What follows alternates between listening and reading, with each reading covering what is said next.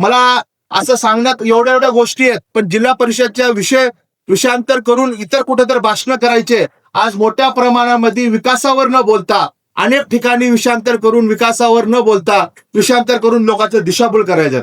मी भैयासाहेब त्याच्यावर सविस्तर बोलणार आहेत. इतर पत्रकार बांधव आहेत, मी काय 2-4 गोष्टीवर इथे स्पर्श करणार आहेत. इतर रेल्वे बोगी सारखा कारखान्यावर अनेक ठिकाणी उल्लेख झाला. होय, आमच्या कार्यकाळात माननीय भैयासाहेबांच्या माध्यमातून आदरणीय देवेंद्र फडणवीस साहेबांच्या आशीर्वादाने आणि आदरणीय पंतप्रधान मोदीजींच्या नेतृत्वाखाली आम्हाला रेल्वे बोगी सारखा कारखाना भेटला. आज त्यांनीच इथं या व्यासपीठावर म्हणले 50,000 नोकऱ्या लागल्या का फक्त 1200 लोक काम करतात. हो बाबा, 1200 नोकऱ्या तर चालू झालं ना. पण इथं पत्रकार बांधव आहेत. 25 नोव्हेंबर 2010 ही तारीख आपण सर्वजण विसरला. काय झालं 25 नोव्हेंबर 2010ला?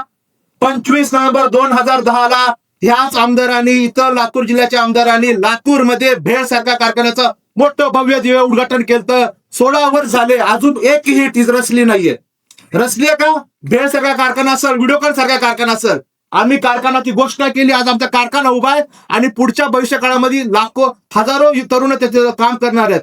तुम्ही तर बोळ्याच्या कडे आहेत. आज 16 वर्ष झाले आपण एका भागाचं नेतृत्व करतात. आम्हाला बोलतात तुम्ही काय केलं, तुम्ही काय करणार.